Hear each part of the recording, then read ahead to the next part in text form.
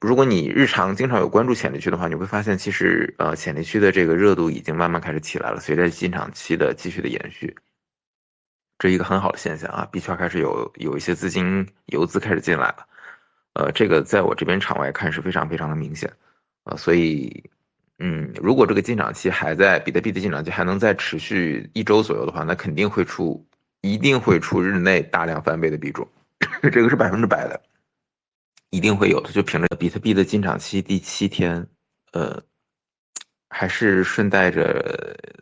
因为美股开盘之后，然后这一波的劣质进场期有了一个，呃，瞬间的第3波的一个往上爆破的趋势，然后接下来就是走成了今天晚上目前这个状态啊，出现了这一轮进场期里面的第3小波。但是随着这个美股，因为美股这一波明显还是受这个战争政策的影响比较大，那事实上现在那个战争的状态处于一个薛定谔的宣布，薛定谔的理解。那有些人就是认为它已经结束了，有些人认为没结束。那没事儿给你放水雷，没事儿放几个无人机，那这个也挺糟心的啊。所以这个现在由于他对他的理解，现在股市也走的挺纷繁杂乱的。所以现在就处于一个分歧比较大的状态，一切都随着战争的趋势走，但是比特币毕竟还是继续的进场期在维持啊，所以这个我们就呃继续的看一看就好了，嗯，今天我想要聊一聊的是我们在星球中多次提起过的或者没有常说的一个地产指数啊，顺着这个地产指数聊一聊未来的房价。可能的一个走势，这个可能是不少的朋友们有可能会关注到的。这个也是一个大周期里面，大周期里面你肯定会或多或少能感同身受，而且它与整个社会的气氛、与整个投资的环境会有非常大的这个关联。我觉得有必要在地产方面我单独出一期啊，所以我今晚想聊聊这个。在聊这个今晚的地产之前呢，我们先看一下今天的这个潜力区吧。一个潜力区，再一个就是hype，然后还有几个币种，等一会儿我看一下啊，稍等。今天的潜力区，我看一下，XAI 潜力区现在已经走完了，然后是从4点，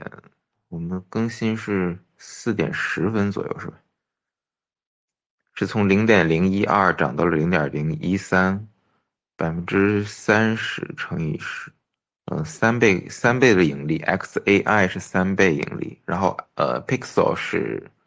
4.11，0.012到0.0174，44%乘以是多少倍杠杆？杠杆我就不按照杠杆率来算了，Pixel 是涨了40%多，XAI 是涨了60%多啊，这两个现在今天晚上的潜力区都走的不错，然后事实上潜力区已经开始，我觉得如果你日常经常有关注潜力区的话，你会发现其实潜力区的这个热度已经慢慢开始起来了，随着进场期的继续的延续，这是一个很好的现象啊，币圈开始有一些资金游资开始进来了，这个在我这边场外看是非常非常的明显，所以。如果这个进场期还在比特币的进场期还能再持续1周左右的话，那肯定一定会出日内大量翻倍的币种，这个是100%的，一定会有的。就凭着现在这样的一个流量的一个流动性的热度，所以这个是我们可以重点在接下来的时间去多关注一下。呃，然后我们看一下这个地产指数。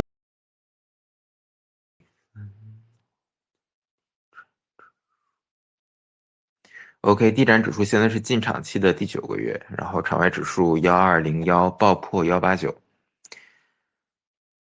场外指数1201爆破189，我觉得任何一个对场外指数，你只要在币圈里面，你对这个理论稍微的有点了解的话，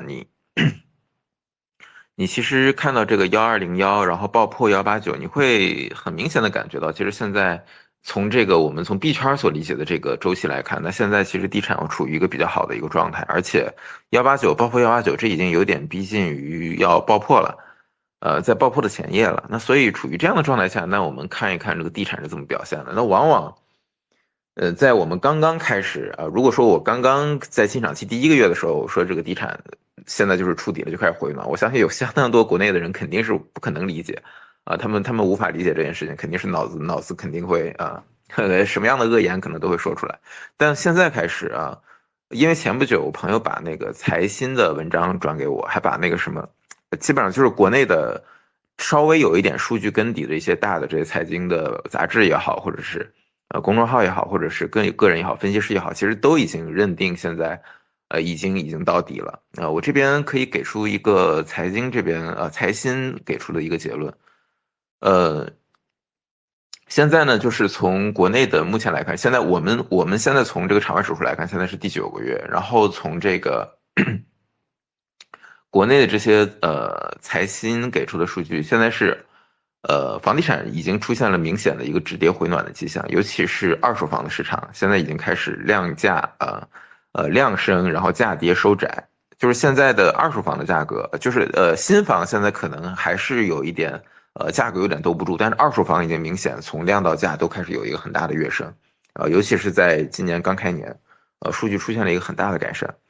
而且很多人预计今年可能会有一个楼市的小阳春，当然大的暴涨先不要去寄希望，但是一个小阳春，很多人认为已经有这个迹象了，而且就上海等城市也推出了二手房以旧换新的试点，呃，所以这个是从二手房市场里面能看到现在整个市场的一个状态。然后呢，而且这次很多人已经看到，就是这次回暖，一方面是因为这个春节后移，然后学区房刚需刚释放，再一个就是估值慢慢的逼近底部，然后以及多地推二手房以旧换新，然后上海试点成新的探索。这里很多的城市二线城市，比如说郑州、南京、青岛啊，然后上海啊，还有几个区都已经开始试点收购二手房，用于保障性租赁住房。这个是用政府的以政府的视角去进行这个采购，以政府的视角去进行采购，把这个量有提升了一大部分。在这样的一个状态下，事实上，呃，我们可以看到整个房价的二手房市场出现了一个比较好的一个兜底的力量。这个兜底力量一旦出现，然后这个价格很容易就可以止跌。那当然，这个是从政策性的去看的，但是我这边的视角不是这样。国内这些财经他们可能就是只是他们抓到了很多中介的数据，抓到了很多国内的二手房销售的数据，他们给出了自己的结论。但是我这边的数据不是这样，我这边给出的结论是，整个新房的开工和整个新房的生产现在慢慢也在趋多啊，也在趋多，而且已经趋多了第9个月了，而且是从香港开始，始终在慢慢的往外溢出，始终在慢慢溢出。所以这个不用着急啊，不用着急。现在是不少的国内的这些财经已经他们认识到了已经筑底，但是他们还没有意识到这是一个更大周期的开始。那这个事实上这个周期已经开始9个多月了，所以之前我记得咱们那个星球里面有几个人都是在这段时间去把自己的房子进行置换，或者这个，而且在置换过程中你可以用你的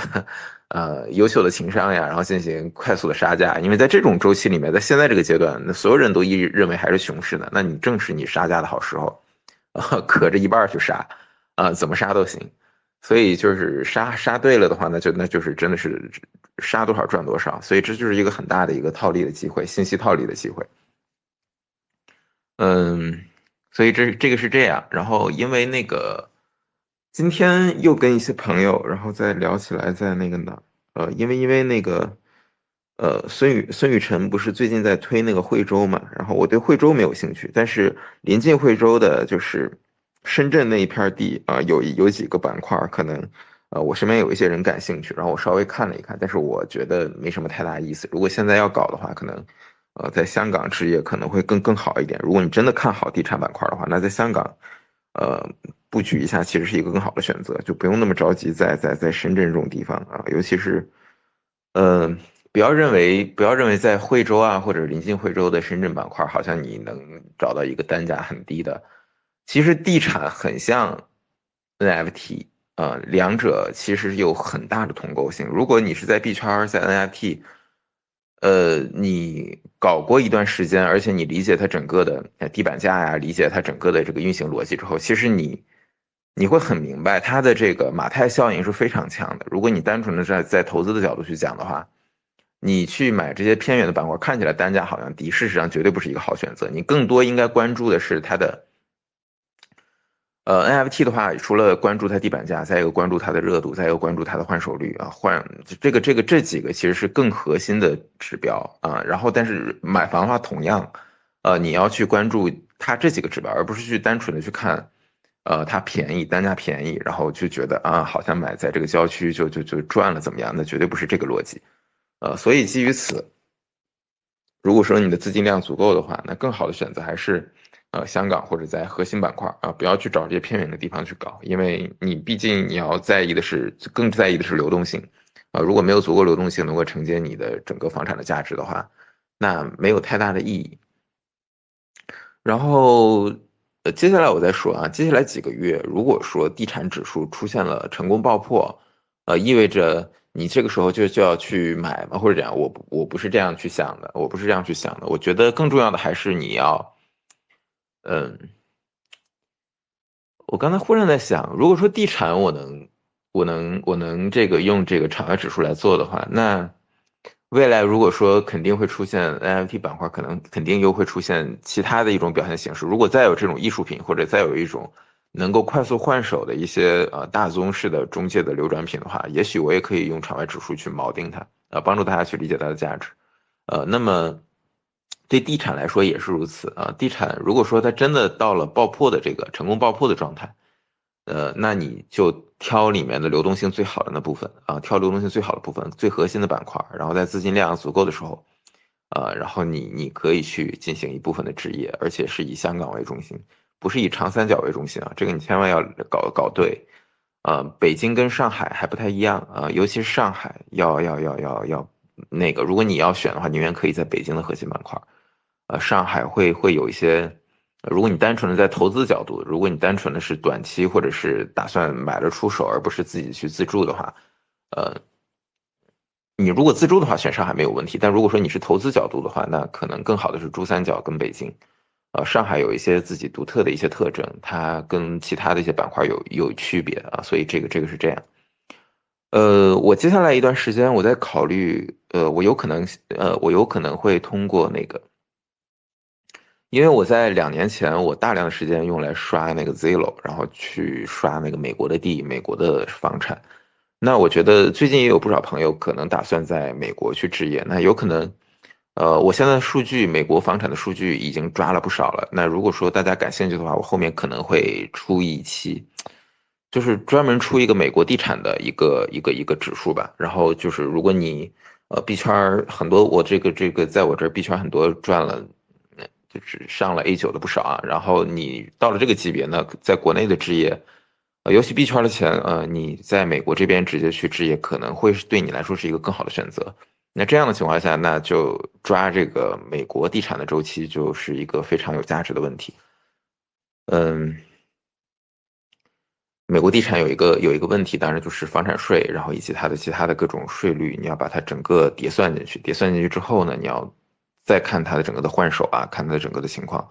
也可以用地板价来用 NFT 的地板价来去估它。那这样的情况下，我会给出一个全新的美国地产的这样的一个场外指数，到时候帮助大家去判断。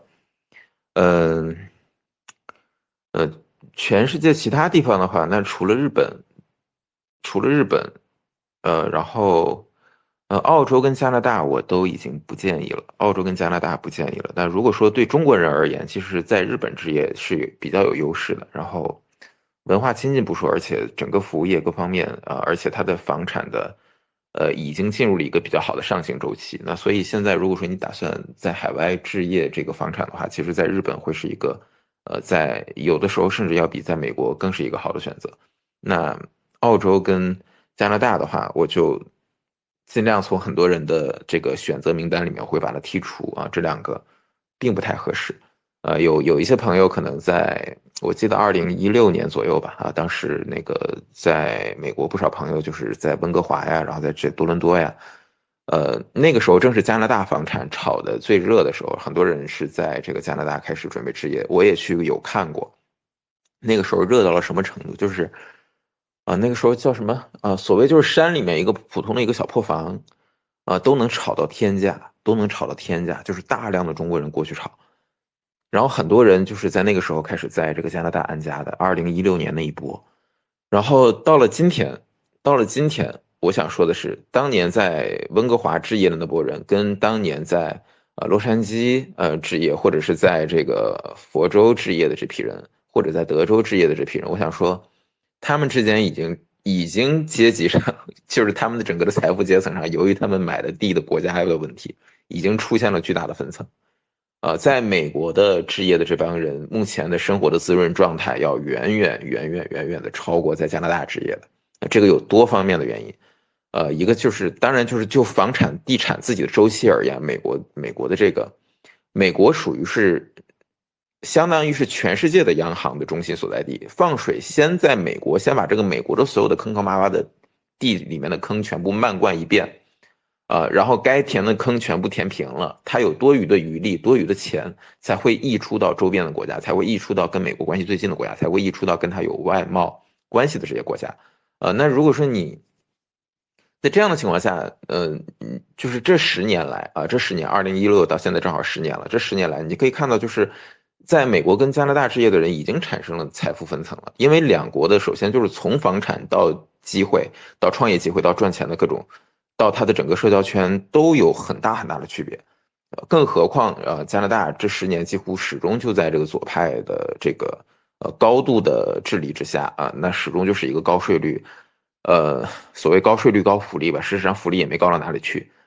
而且凡事的这个监管基本上就把你想要创业的这个心给搞得七七八八了。我有一个项目跟多伦多大学合作的，哎呀，这个光，本来我觉得在美国那个搞一些项目就有点麻烦，结果在加拿大更麻烦，光那个伦理协议签了得有几大本儿，就完全没有必要。他搞得好像自己站在这个所谓的什么什么道德高地上，然后要怎么样限制你这，限制你那。其实就正常的商业往来来说，很多的操作我觉得是完全没有必要。但是他的这种限制，我觉得要比美国要多很多倍，这真的太离谱了。我觉得就是加拿大在快速的在往欧洲靠拢的过程中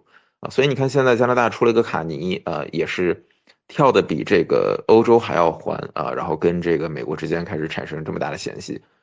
那其实这都是在预料之中了是比上一届小土豆还要猛。所以这个加拿大未来，加拿大未来当然也不错，它也会有自己的涨幅了，有自己的增长率，这个没有问题。我看我只是在说两者的加速度如果用期权的角度去描述的话，就是如果说16年美国跟加拿大两者的德尔塔差不多的话，但是美国跟加拿大的伽马当年就有很大的区别美国的伽马至少是这个加拿大的伽马的1倍以上，就是以地产的期权为论，它地产板块的伽马至少得是加拿大的1倍以上，现在也还是所以就是你现在感觉不到时间，但是你过个5、6年，你就会慢慢发现，哎，当年跟你同时在美国置业的那批人，你现在在加拿大置业，你现在在美国置业，你会发现，哎，怎么他的状态是这样的状态，怎么我是这样的状态？原因就是因为你们这个买的这个周期，一个是周期不对，再一个就是二者的伽马不一样美国这边的这个资产性价格有巨大的伽马，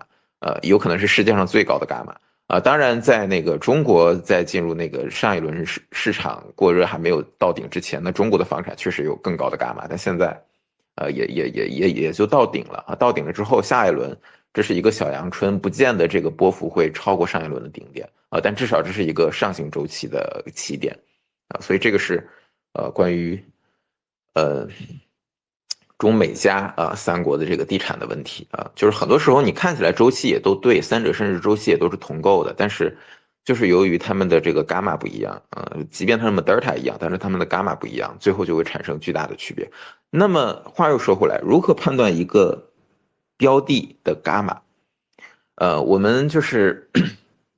从资产性价格来讲昨天我聊了一点，就是从美国的政治体制来剖析为什么美国的伽马就会比那些强。伽马意味着你这个地方的向上的加速度，这个向上加速度，因为加速度也跟力是关系到一起的，所以你可以把它理解为向上之力。你可以把一个标的的伽马理解为向上之力。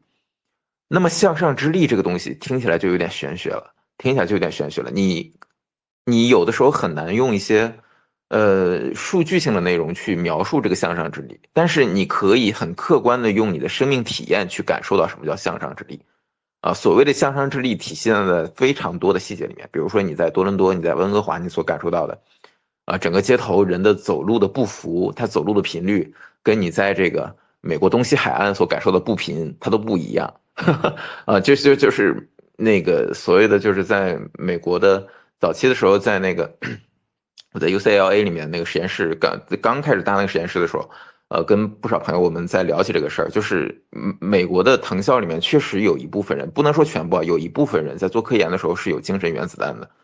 就是这个是我上学的时候的感悟，现在又不一样了。现在就是做生意过程中呢，更是有太多的人有这种状态，就所谓的什么叫精神原子弹。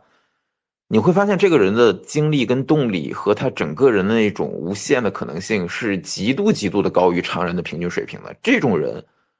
在美国是层出不穷，但是在加拿大，你几乎看到的大部分人状态就是岁月静好，好山好水，然后躺平，然后玩玩露营呀，玩玩什么的。但是在美国有一批人，你不能说美国全部是这样，但美国真的有这么一批人，大约可能人数甚至还不够多，也没有那么多，甚至就是超出这种正常人水平的，甚至只有40-50个就足够能够改变整个这个地方，有巨大的改变。你像马斯克这种人，只要有一个，你想想对这个地方的资本市场会有多么巨大的改变。而这样的人在美国，绝对是有一个非常大的一个团体的，他们所影响的一部分人的整个的状态跟节奏都会非常的不一样。这种你会用生命的感悟去理解到，这个所谓的就是这个地方的伽马非常的高，它的向上之力是完全能够体验到的。就跟中国在经济上行期，很多人最近什么，我看到一些人发的视频说什么，这个音乐有一种经济上行期的美。就是充满了阳光，充满了活跃啊！很多人听中国80年代的音乐，非常有那种向上之力啊，这种都是生命体验能感受到的啊。就像现在的越南啊，你看越南现在的很多的艺术作品啊，什么都充满这种向上之力，这个就是一种生命体验去感悟到伽马。那事实上，伽马本身也是一种也是一种很好去，你直接可以用这个地方的资本市场长期的它的期权的伽马去理解这个地方的向上之力。所以说，假如说，你用一些宏观的指标去判断一个国家的希望如何，判断一个国家的未来的能力如何，或者判断一个国家的信用如何，你可以用非常多的资本市场的数据去锚定它。去理解它啊。举个例子啊，我之前可以有一次 Space，我有跟大家聊过一点，就是可以从这个国家的长期国债以及央行利率两个点去锚定这个点。你可以把这个，你可以问一下豆包，或者问一下所有你习惯的这个 AI，你去问一下，就是整个的当下的世界，然后把整个的央行利率全部拉出来，然后从低到高整个排列出来。我可以跟你讲，排列前10的就是这个世界上目前，国家信用，也可以说个人跟组织信用最高的国家，就这么简单。然后你最后再分析这些国家，几乎全部都是新教国家，全部都是新教国家。其次就是往后就是日本是一个独特的一个点啊，日本也排在新教国家的并列里面，所以日本确实是亚洲之光。然后再往下就是天主教国家，然后再往下就是轮到了其他的一些什么什么亚洲四小龙呀，这那的，就这些国家往后依次往后排。这个原因是为什么？这个就是从文化跟制度上去找。其次，长期国债也有这样的特点。为什么央行的利率和长期国债会呈现出这样的特点？有这样的跟国家信用跟个人信用锚定的这么的一个功用所在。因为你要理解它为什么利率可以低，因为他不在乎你要不要把钱存在他那儿，他不屑于证明自己的信用好。你可以看到排在前列的，应该我记得，在我小的时候我就筛过这个数据，可能是在高中的时候，是初中高中的时候吧，那个时候还是。我还记得2014年、2004年那个时候有一个数据是16492啊，这个是我记住的第一个这个经济类的数据。再往后的话，你会发现就是你往后筛，在10年前跟20年前去筛这些数据，你会发现是一以贯之的啊。排名第一的不是瑞士就是德国啊，要不就是几个那个欧洲的这几个国家啊。你会发现到今天也好，就是瑞信啊、瑞银呐。这些始终就是在整个资本市场独占鳌头的，就是为什么？就是源于瑞士在那个新教诞生之初，加尔文在这个地方进行了当然这个就跟宗教相关了。你如果不感兴趣，可以不听啊。但是我自己作为一个基督徒，我肯定是要从更深的文化的角度去阐述这个问题。在我看来，这个问题的核心就是加尔文在这个地方的组织建构。加尔文在瑞士做了大量的基础性的信用构建的工作。加尔文是新教的一个著名的你可以把它理解为跟马丁路德是同样层级的人。加尔文可以说他在瑞士所形成的组织架构跟政府管理形式，直接构成了未来共和制这个共和制的这个诞生的苗头就是在这开始的。后面的美国、后面的法国，他们的共和制都是从加尔文在这个瑞士所做的工作开始的。所以这个就是比英国的王在法下要更进一步啊，就直接就是国王都不需要了，所有人的这个信用直接对上帝负责，直接对他的信仰负责。然后他们那个时候要写他们的最早的互相之间的契约是直接写在圣经的扉页的。你可以理解吗？在那个500年前，两个人如果要签订一个非常严苛的合同的话，两者当他们把他们的这个合同写在圣经的扉页，这个的效力和对人的这种精神上的，是现代人恐怕是很难理解的。在我看来，恐怕只有死亡才能让人毁约，让那个时代的新教徒毁约。所以就是有这样的一个高度的信用，它才能产生瑞士在整个欧洲的过程中，就是当然瑞士保持中立啊，保持这个是我们从政府政权层面的。但是我要说的是，他在这500年间持续的在信用上从来没有去掉过链子，始终去保持自己的信用，始终保持这种向前的这种动力。这个让他到今天使得他的人均 GDP 是全世界应该就是第一那其他的什么那些太小的那些国家我们就不去对比了，但瑞士就是广义上的就是一个第一名啊，原因就是因为最终资产会流向信用最高的个体以及派吕托最优的个体那瑞士一方面在信用上有一个最高的分数，另一方面他们脑子又不笨苏黎世大学这都是诞生爱因斯坦这样的地方那所以这样的地方呢肯定是你可以拉一个欧洲2个国家的一个关键的对比，欧洲如果要对比的话，会对比这个荷兰跟瑞士荷兰类似于，如果欧洲是一个大一统国家，荷兰你可以把它理解为整个欧洲的上海它正好也在出海口，正好在一个大江的一个出海口正好也是一个航运跟海运的一个起始点，同时也是地势低洼，同时也是高度的商业文化然后你去对比一下瑞士跟那个荷兰，你会发现荷兰的地理位置那要比这个瑞士好太多了。你想想，瑞士类似于那个地理位置相当于什么？瑞士类似于它在阿尔卑斯山上呀，这个你可以把它理解为什么？就是中国的这个地形我都不太好类比，你可以把它理解为这个2000米左右的这个高山，你可以把它理解为中国的云贵高原，中国的云南，一个在中国的上海，一个在中国的云南。这两者之间，你想想在地理上有多么大的差距。但是到今天，不管从世界500强的数量，还是世界500强的质量，还是人均 GDP， 瑞士竟然能远远落荷兰一个身位。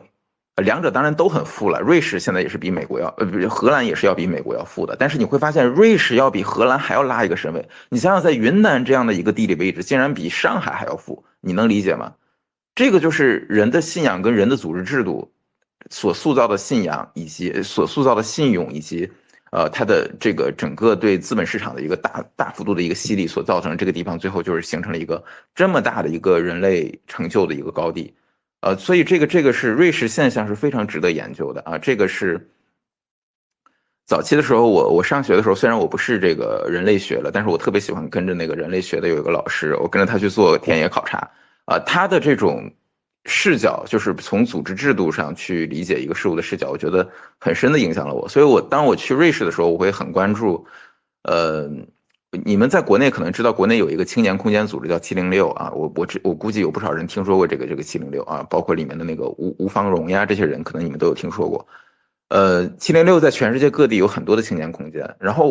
我是从这个706开始慢慢了解到这个青年空间的这个亚组织结构的时候，我去各个国家我都会有意识的去参与这个地方的亚组织结构。最后发现一个很有意思的现象，往往这些央行的利率很低的地方，也就是说高度信用、锚定高度信用的这些地方，它的亚组织结构会非常非常的丰富。你知道瑞士就是那么一个山地国家，普通的一个咖啡馆里面所随便聊的三四个小小的小圈圈，你真的跟他们交流，你会发现，哎，他们这条街有一个周末自己的合唱班，然后同时还有一个专门研究一个股票债券的一个小团体，然后同时还有就是这样的沙龙，在一个小的一个咖啡馆或者一个亚组织空间里面，非常非常的多，一个人可以同时有多种社会身份，这个是在瑞士。然后但是如果你在法国或者在德国，一样会有，但是它的密度跟瑞士相比会有一个差距，这个就特别有意思。我想当年，因为历史上有一个现象，就是当年那个列宁曾经在这个瑞士短住过。列宁你知道，在人类组织学上是一个非常，我就不评判从善恶上评判他了啊，但是单纯能力上，那绝对是一个顶尖级别的，因为他只从德国带了22个人，就直接把整个的俄罗斯给颠覆了。所以列宁，你想想他有多么强大的说服、宣传跟这个摄人心魄的能力，但是他在瑞士没有用武之地。为什么？因为他的能力必须得在这种人类组织的真空地带才能发挥。当年的俄罗斯就是巨大的组织跟宣传的真空啊，就是这种亚组织结构非常的稀缺，所以当一个人有强大的组织力的时候，他可以迅速的把大量的人给说服到他的团队里面，所以他可以快速的在俄罗斯建立他的布尔什维克，最后颠覆了整个国家。但是列宁当年在瑞士的时候，他非常的苦闷，因为他当年去宣传什么，就是什么工农这一套呀，瑞士没有人听他的。首先，瑞士人都很富。其次，瑞士的各种组织文化非常的丰盛，每个人都有多种社会标签，每个人都有多种组织的这个互相之间的嵌套，要么是通过合同彼此之间联系到一起，要么是通过文化联系到一起，要么是通过本我、通过超我联系到一起，通过信仰联系到一起，通过教会。这样的一个有丰富组织资源的地方，列宁想要通过他一张嘴把这些人说服到自己加入他的共产党，这是不可能的。这个难度非常之大，所以他当年在瑞士感觉到自己就是什么用都没有。然后感觉到非常的苦闷，天天也在咖啡馆坐着，然后看其他人、其他的小团体聊得热火朝天，他自己就什么也做不了。但是，一旦他回了俄国，他就带了20来个人，然后再加上德皇资助他的一笔钱，就是瞬间就是百万千万大军就建立起来了。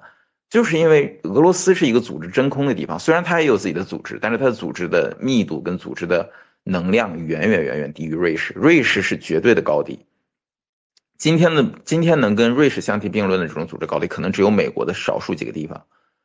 美国的少数几个地方能够达到这样的密度，所以这个就是你会发现，从这个国债啊，从这个整个它的利率啊，你拉出来，你就会发现，呃，这些国家它的这个组织信用和它这个文化的整个的软实力的状态，它怎样的影响这个国家的进步？然后你再反过来，你再看中国的历史数据，中国现在其实中国的央行利率不高。而且比美国在相应一段时间，不管长期国债还是央行利率，甚至要比美国还要优越，这是中国近5年来取得的一个非常重要的进步。而且中国的利率，你们如果问你们的父亲这一代，爷爷那一代就不要问了，问父亲这一代，你们会有一个非常直观的比较。我自己跟我父亲有过对话啊，过年的时候我还问过他，应该是前年的过年啊。我一般过年我会跟我爸爸聊一个通宵，聊这些乱七八糟事儿，平时我也不大见他。然后就是他跟我讲，是90年代的时候，中国的利率能达到18%，有一段时间能达到18%，就是这意味着什么？就没几年你在里面存的款就翻倍了。这意味着什么？就是首先那个时候，就是大家就是他为什么这个时候那个时候它的利率要这么高，就是因为中国政府的信用在那个时候在商业社会里面还没有充分的建立起来，还没有充分的建立起来。就是当它还没有充分建立起来，它不得不用最高的利率来把大家给吸引过来。所以你看到什么现在的伊朗，肯定的央行利率是非常高的，它不这样人家都不会在里面存钱。包括现在的俄罗斯，俄罗斯肯定央行利率也很高，因为它的整个政府信用大家早就破产多少次了所以这个也是这个俄罗斯肯定也是处于这样的状态。但是中国从当年这么高的这个央行利率降到了现在几乎1%、2%，这其实是一个非常重大的信用的进步，说明中国政府在这几十年里面做对了非常非常多的事情，做对了非常，说明你就是我不从其他的角度去聊啊，我就说中国的单纯经济的角度，从信用的角度，中国政府跟中国人民在这20、30年、这30、40年吧，就尤其是从2001年到现在这些年份里面做对了大量的事情。你不是这样的事情，不可能有这样的成绩所以这个达到今天这种状态其实是非常难的。那其实要打破它也很容易，只要有一次，只要有一次你中国的国债违约啊，只要有一次你中国忽然就是随便发动战争，然后随便发动战争，而且把这个或者是把这个美国在中国的企业或者日本在中国的企业随便收归国有一两家，快速的你的整个国债在国际市场马上就会跌成废纸，所以信用建立起来是非常困难的，然后但是你损失它又非常容易。这个跟我们个人是一样的，你看起来中国现在好不容易走到今天，这是多少年多少代的努力。你知道瑞士是努力了500年才有今天的成绩，中国走到今天是非常的困难的，非常不容易的。但如果中国想要失去它，非常简单，只要是某个人一拍脑袋，直接把一个美国的企业在中国直接给没收了，或者是直接就是随便发动一场战争，然后把这个或者把台湾的企业直接给没收了，没有任何的这个条件，没有任何的理由。就比如像委内瑞拉10年前、20年前，或者像古巴当年搞革命之后，把美国企业直接给没收了一样，它快速的国家债券在整个国际资本市场就会跌成废纸，而且至少要50年，可能才有机会回过本来，才能有机会可能缓过劲儿来。中国事实上就是从中国的50年代啊，解放之后啊，其实就已经在上海啊什么的各个地方就已经把整个国外的资金全部都收归国有了，所以那个时候中国的国家信用在全世界上就是废纸。就是废纸啊，这可以说整整修复了50-60年才到今天，那正好就是修复了半个世纪，所以我这不是夸张啊，这就是真正的就是这么回事你这50年还不能出大错，你可以知道是中国从江泽民时代，然后到胡锦涛时代这两个关键的这个周期，中国可以说是多么的忍气吞声，要就是忍耐多少次的事情然后你才可能得到国际资本市场的认可，这事实上都是在为50年代左右的。中国的国际信用的大幅度的跌宕去做这个做弥补，如果没有这两代的一个关键的这个国家信用的修复，其实到今天的这种成绩是不太可能取得的，所以就，这个事情你看起来是一个说小不小说大不大的事情，事实上对一个国家来说是致命的。我举个例子，就是英法的百年战争，以前我也写过一篇长篇的文章，在我的推里面还有。就是英法的百年战争，他们最后打到最后的关键为什么是英国赢了？也不能说英国赢了，为什么百年战争之后最终是英国拿到了最大的结果？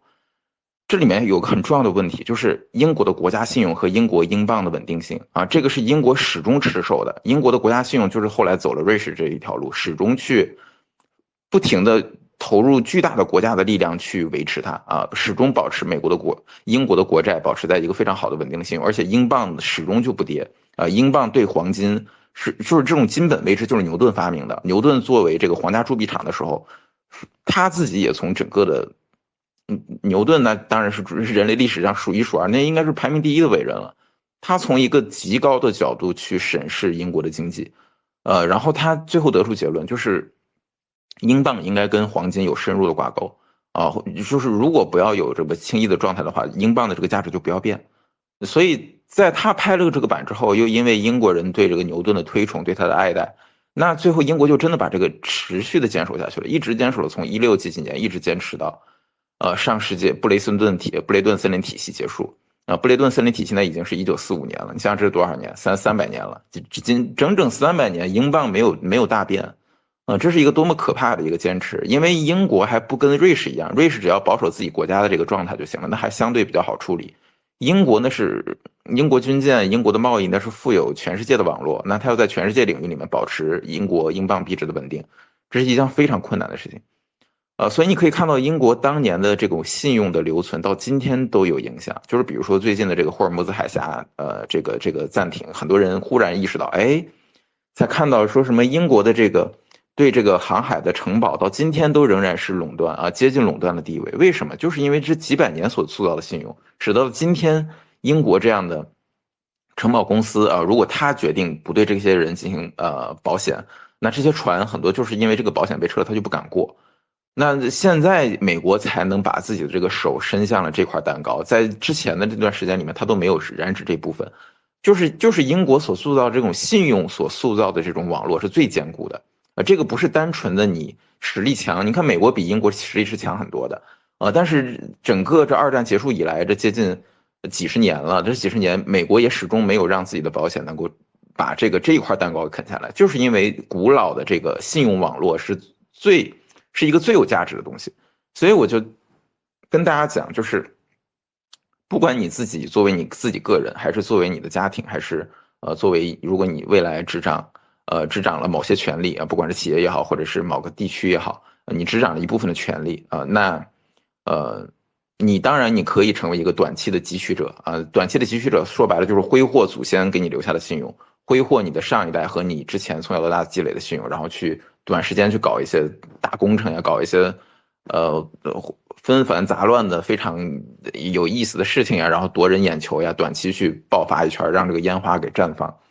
但是我更希望就是真的跟着我的朋友们，然后而且尤其是我希望在我身边跟我有一个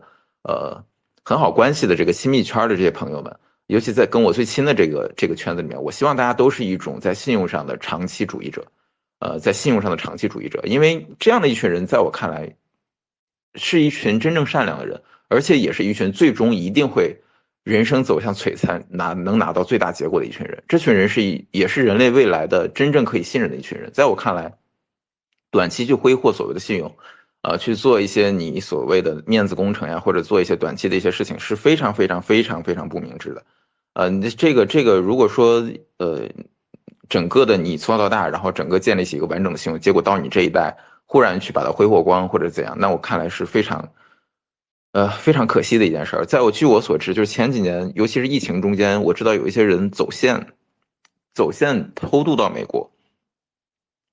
在偷渡到美国之前，提前把国内的所有的什么什么各种能借的网贷全部给撸完了，然后把国内的信用刷之一空，然后带着所有的这些东西，然后走线走到美国，然后现在又被天天提心吊胆，怕这个 ICE 把它给驱除。哎呀，在我看来，真的就是这样的人生，真的是太可悲了，真的太可悲了。就是我不仅从这个未来的长期主义和你最终得到的结果上去评判你这个人，我就是单纯的从价值观的角度，我就觉得真的特别可悲。你为什么要把人生过成这个样子？就是如果说真的有什么样的事情需要你花那么多的钱，我觉得你要去勇敢去面对。如果真的产生了什么很糟糕的结果，那我觉得你就咬牙就忍耐就面对就好了。咬牙去面对就好了。但是这绝对不是你去撸完你所有的信用，然后挥霍一空，然后最后去逃债，然后用这样的方式去过一段新的人生。我觉得这任何东西都不应该成为你这样做的借口。不管是你给谁治病，不管说你家发生多大事情，都不应该这样去做。那事实上，最终你会发现，我当然基督徒了，我会从这个整个信仰和命运公义的角度啊，这个命运背后的这个隐秘天平的角度去理解这件事情。当然，你从个人，你也可以从佛教的领域，从这个整个的所谓的天道给予你的反馈啊，从各种各样的玄学的角度，你去理解这个问题。这个事情是最后一定会有一个你所意识不到的回馈砸在你身上的，而这个事情，这个东西往往是你所抵挡不了的啊。你可以把它理解为业力，也可以把它理解为别的，这是一个巨大的造业。所以不要这样去做。那我单纯的从这个信用的角度我去跟你讲，那事实上信用，我觉得已经非常接近于中国在这个商周之变绝地天通之前中国的德的概念，已经非常非常接近了。事实上，你可以把信用分或者是把利率的低的程度，把它理解为一种德性。也就是说，你的利率，央行利率这么低，也就意味着我哪怕甚至零利率，你看日本甚至有一段时间零利率日本的零利率，当然我们可以从它放水的角度去理解，但从一个更宏观的角度去理解，意味着我哪怕不给你发利息，你也愿意把钱存在我这儿。你可以想想日本做到这一步多么的不容易。日本是持续的几百年来，就是在这个大是大非问题上，在国家的信用上，在个人的信用上，在我看来都是做的最出色的那部分。日本跟瑞士跟美国的部分的结构其实是高度同构的啊。亚洲其实能出现这样一个高度重视信用的国家，是一个非常幸运的事情。我觉得也是给很多的亚洲国家打一个板。这点韩国就做的就要很差。你别看韩国的冲劲儿也不错，经济也不错，但是韩国跟日本在信用上的这种执念相比，有很大的差距。所以这个就是从这个国家信用和这个组织内的这种信任程度角度，我们去阐述这个事情。所以你再反过来看看个人，你就会理解到，其实，你的信用，或者是再具体一点吧，就是如果说你个人的所谓的征信，以及你在朋友之间的，你说话是不是算话，这个事情其实是一件非常非常重要的事情，你不要小看这一点，如果一个人持续的在某个商业的节点，他不需要做出很大的成绩，但是他始终在这个节点，只要输入 A，他一定输出 B。就是你不需要说你为这个世界做出多大的贡献，不需要。但是某个商业的节点，你只要出现了某些采购商或者某些人在你这儿做了行动 A，最后一定会得出行动 B。就比如说在你这儿我下单买了一个货，你一定会得出符合他认知的、符合他期望的品质的产品。就只需要这一件事儿，就是你是作为这个整个世界的这个交换网络中间的一部分一个节点，你是非常靠谱的执行。只要输入 A，一定输出 B。只要你做出这一点，你已经对这个世界做出的贡献是远远超出你所谓的去做慈善呀，然后去搞什么各种各样的事情呀，去捐钱呀，你比那些事情你做出的贡献都要大得多。这个其实，亚当·斯密啊，《国富论》其实已经阐述的很清楚了。我是从这个，行为经济学这种人际小世界的这种角度去阐述这个问题。事实上，就是你要非常非常的关注自己，你的话语里面所包含的一些内容啊，如果这里面有承诺，那你要非常的谨慎跟小心。如果真的说了，你就一定想尽办法让它实现。而且一个人当在你这儿真的就是输入了行动 A，而你长期标榜只要输出 A 就会得到 B，那你千万要把这个因果关系要死死的用一生用你最大的力量去把它维护住啊，这个就是你最大的财富，也是你对这个世界所能做出的最大的贡献啊。这个只要你做好了这一点啊，不仅说对这个世界的贡献，对你个人而言一定不会有一个差的结果，这是必然的，而且这个结果会。如果你还考虑你的子孙后代的话，还也考虑其他的你的家族延绵的话，没有任何东西比这个东西的延续更靠谱，没有任何东西比这个东西的延续更靠谱。所以就是你像我刚才聊了这么多的组织架构内部的信任的这个珍贵性的问题，那我再聊聊中国。中国我不能聊太多的这些什么太多内容，因为中国连百年企业都没有太多。但是我就说一点啊，如果你是文科生的话，你可能会知道有一个，你可能在大学里面你会知道有个案例叫范氏艺术。范氏艺术说白了是在公元11或者12世纪，范仲淹就是我们所熟知的那个先天下之忧而忧，后天下之乐而乐。范仲淹所在苏州治下的一块地。范仲淹在苏州治下这块地呢，他没有做别的他用，他是觉得。哎，反正我都已经当了这个北宋的宰相了，然后而且我有这么大的力量，然后我觉得就是他作为他自己，他觉得他可以为自己的家人，可以为自己的家族，可以为周边的百姓做一点事情。这个事情呢，他还不以所谓的就是单纯的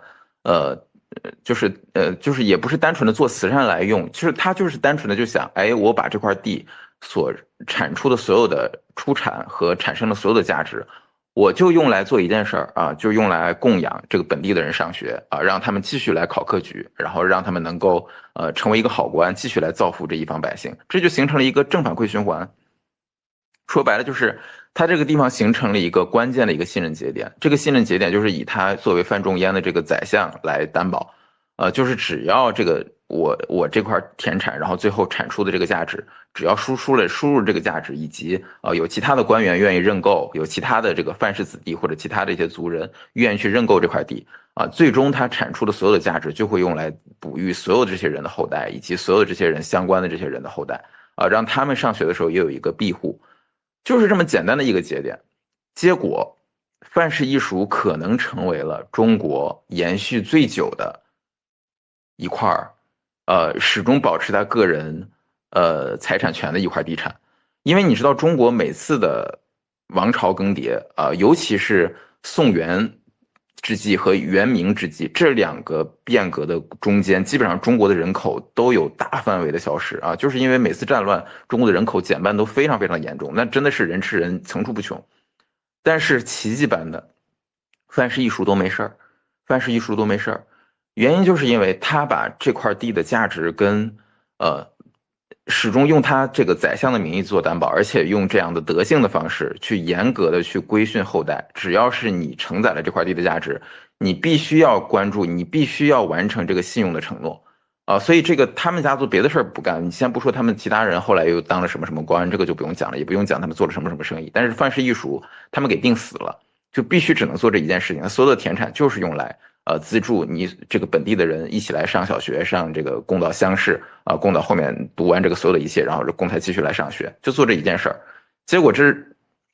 反而那些把自己的这个财产权抓得死死的，当年置下了那么多的宅子呀，那么多的山西那块，尤其有很多中国的老宅子，可能都有400-500年、500-600年，你看见没有任何一个，甚至在300-400年前就已经换了主人了，没有一个延续到今天，就只有范氏艺术始终保持在范家人那里。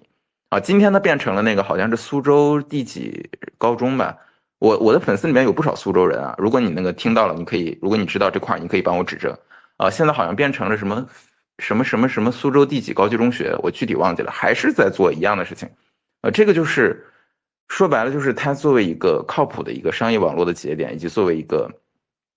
尤其是超我上德性的传承，它把这一点作为它最重要的传承。事实上，也只有德性能够传承千年，其他的东西都是几十年就烟消云散了。我们大家，你们现在所赚的所有的一切，你们所在世界上折腾的一切，事实上大部分隔个几十年就全部烟消云散了。你的再过几代人，甚至都叫不出你的名字。但是范仲淹因为他是把这个关键的德性跟信用绑定啊，严格的与他的资产相绑定，反而说实话，这是一个半公益性的性质，反而这个东西成为了中国财产权延续最久的一块宅子，这真的很有意思啊。所以这个就是所谓的私者一时也啊，私者一时也，公者千古也啊。这所谓的公者，我把它理解为不是左派的那套叙事，不是说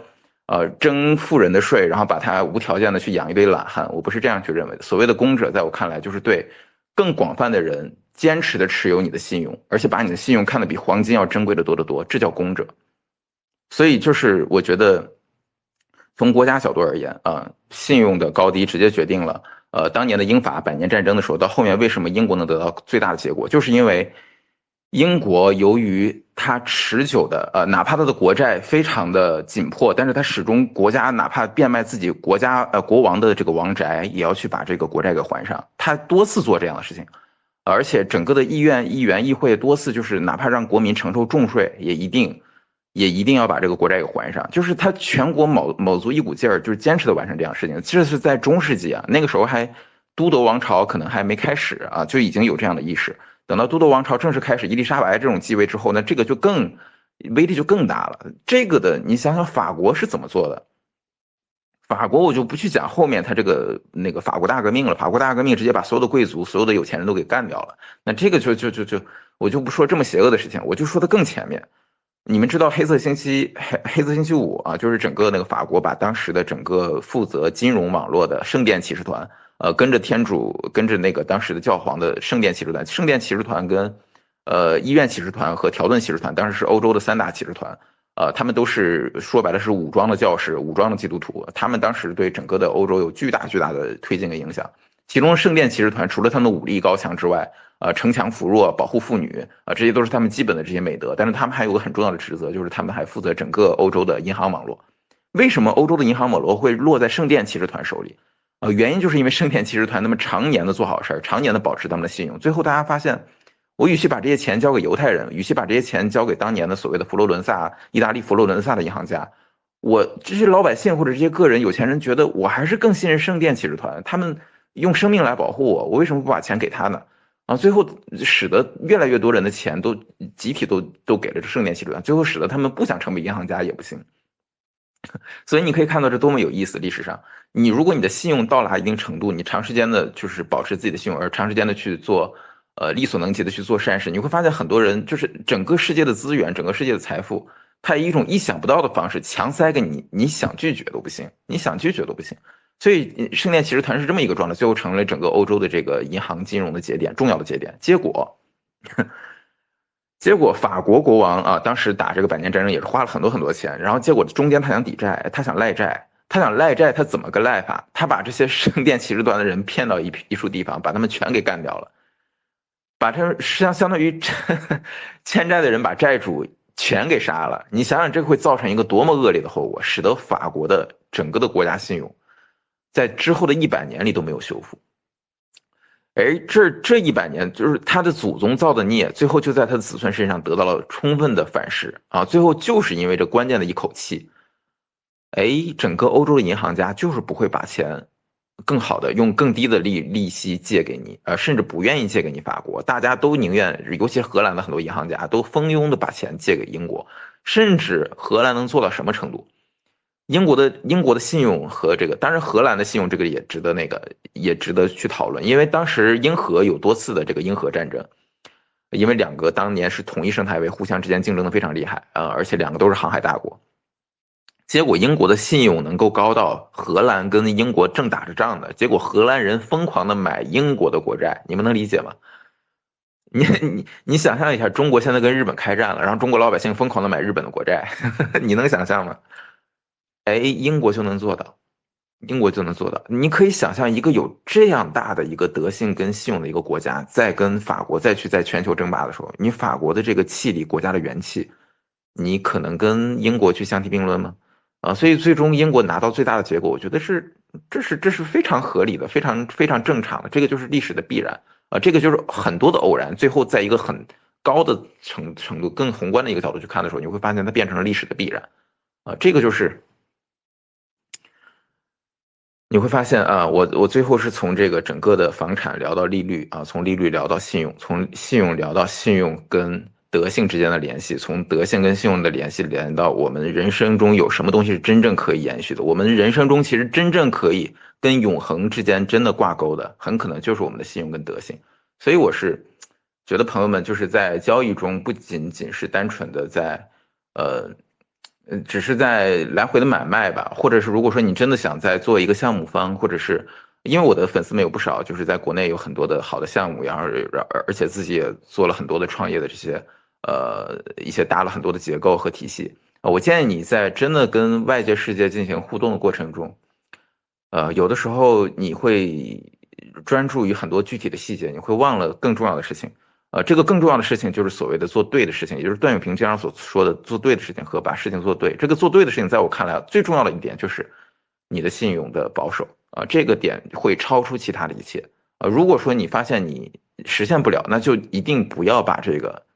期望值加给别人，不要加给这个期望。如果你真的说了这个点，那你就务必用尽你全部的力量去做到。如果你最后还是做不到的话，那你就想方设法去给做不到的这个人，你不要认为做不到他走了你没事儿，不要，你一定要去给他补偿，你想方设法用你的方式去补偿。你如果你的人生常年有这样的习惯，一直去做这样难而正确的事情，那我觉得你的人生一定你的家族和你身边跟你关联的一切一定会越来越好。这个是不仅是从现实的，我们从历史的维度啊，从现实的金融的维度，还是从玄学的维度，三者我觉得都是，这个是一个必然啊，因为短期会有很多的偶然，你会发现你亏了，然后或者怎样，或者是很多的跳动，很多的资产的涨幅、涨跌波动。但是你最后再隔个几十年、十几年，你回过头来看，你会发现这件事儿可能是你做的最对的一件事，最对的一件事就像当年我们青岛的孩子都知道张瑞敏砸冰箱啊，张瑞敏就是海尔的那个总裁，他当年在我们卖冰箱的时候，可能很多人在高中的或者初中的什么语文课外阅读可能都看过这个事儿，就是他当年就是因为给外界承诺他要造最好的产品，结果这批产品结果都不过关。然后他就在80年代的时候，那时候中国刚改革开放，只要你有货就一定会被抢光。结果在这样的时代里面，他拿个大锤把这些冰箱全砸了。然后当年肯定包括他的很多员工看着那些被砸的冰箱都有痛哭流涕啊。这个所有的青岛孩子都知道啊，很有名啊，每个老师都会跟我们讲这个事儿。然后这个所有的这个员工都是看着他们都痛苦，就觉得天呐，这个是一个巨大的损失，80几个冰箱在80年代可是一笔大数了。但是你今天以海尔今天这个几千亿的市值再回头看，你会发现那是他当年所能做的最正确的决定，那个决定是无价的。你会发现呢，海尔在整个过程中有无数的决策，但是没有任何一个决策能跟当年他决定付出代价来保守自己的信用相提并论。那个事情直接决定了海尔后来能从所有的中国所有的家电的厂商中脱颖而出。同样，如果说你现在正在做一个项目或者什么，包括我要说一下币安，我要说一下币安，这个是币圈很多人比较熟悉的。币安能崛起的最关键的一步，就是中间有一次那个回撤的过程中，中间有一次当时那个数据出现了问题啊，那比特币当时好像也是出现了很多像 OK 啊，像什么很多其他交易所都踢网线了。然后当时出现了这样的一个问题之后，币安竟然是中国那个时代搞交易所的唯一一个开始给大家全额赔偿的。就是在币安那个 CZ 这样做之前，闻所未闻，没有人这样干事儿，CZ 就这么干了，拍板了，给当年所有参与这个事儿的人全额赔偿。这个一下子就在整个币圈打开口碑了。这个今天回头看啊，CZ 能取得今天这样的成绩，当年没有任何一个决策能够比他当年决定付出代价、承担责任这个决策相提并论啊。所以就是当他有这样的力度去搞这样的事情之后，所以大量的资源、大量的资金就会源源不断的砸向他，他想拒绝都不行，他想拒绝都不可能。当然这是当年了啊，10月11号这样的一个悲剧又发生在币圈了，他也尽力去赔偿了，但是没有全额赔。那这个就是今天他所做的事情了。然后很多人你可以看到，包括木头姐啊，包括美国很多人都开始骂他。那这个就是他最新又开始给自己又重新造的业。那只能说天道有轮回啊。如果说他没有办法一直持守在金融领域的口碑、金融领域的信用的话，那最终也会出现后面的一些后果。那这也是他必须要考虑的。所以这个就是你会发现，从国家角度、从个人角度，这些事情是层出不穷，天天都在发生。所以就不要认为这些事儿是吃亏，这个事儿是恰恰你所能做的最正确的决定。行了，今天聊的也挺多了啊，又展开了一些内容，然后感兴趣，明天要有空的话再聊。我们这段时间有空，我就晚上多陪陪大家。OK，我们就晚安，然后晚安之前我们看看行情，然后比特币还是进场期，然后看一下潜力区Pixel，这些还是走的这么个状态，那就没什么可看的了。看一下拉根英伟达，好歹今天还拉起来了，那美股起码走的不会太难看啊，这个。哎，现在就是薛定谔的战争状态啊！结束的人认为它结束了，没结束的人认为还没结束，那双方就打呗，打到现在，反正美股是一个进场期，比特币是一个进场期，这就是结论啊，说明还是看多的人比较多啊。那最终肯定还是在日内会有很多的反复，那这个也是正好考验大家交易水平跟心态的一段时间，那我们就一起关注这个事情的发展吧，挺有意思的。看看原油啊，原油还在涨，这个贝森特配合这个川普的这个信息面一起来，这个在近端期货，用日历价差来砸近端买远端，这个力量还是非常强大的。如果你感兴趣，可以重点看看我应该是3天之前的那一场 Space，专门讲他如何在期权里面具体用什么方法来压制近端买远端，用日历价差该怎么操作，你可以去听那场 Space，今天就不赘述了。那今天就这样，我们就结束吧，大家睡觉，